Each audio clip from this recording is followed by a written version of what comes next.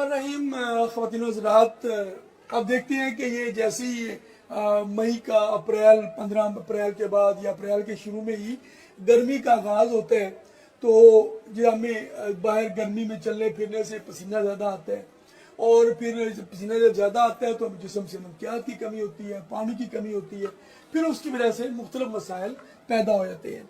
तो अल्लाह ताला ने देखिए कितना खूबसूरत एहतमाम किया कि इसी मौसम में तरबूज का जो फल हमें अता कर दिया। 95% के करीब इसमें पानी नहीं होता है, बाकी इसमें जो आप देखें कि इसमें जूस, इसका पानी बहुत ज़्यादा होता है इसके अंदर।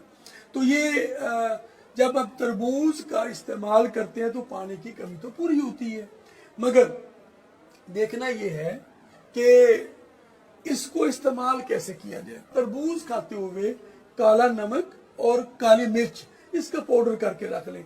काला नमक और काली मिर्च दोनों का पाउडर करके मिक्स ये रखें और ये तरबूज के ऊपर लगा कर खाएं, तो ये आपको जिसके नुकसान हो सकता है ज़्यादा खाने की वजह से, उससे ही बचे रहेंगे।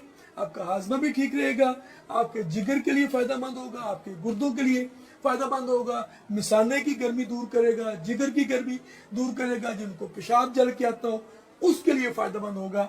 बस अल्लाह ताला की इस नेमत से भरपूर फ़ायदा उठाएं, मज़ा भी लें, एहतियात के साथ इस्तेमाल करें, बहुत ज़्यादा खाने से गुरेज करें, और खाते इनके खाने के साथ पानी का इस्तेमाल कम करें।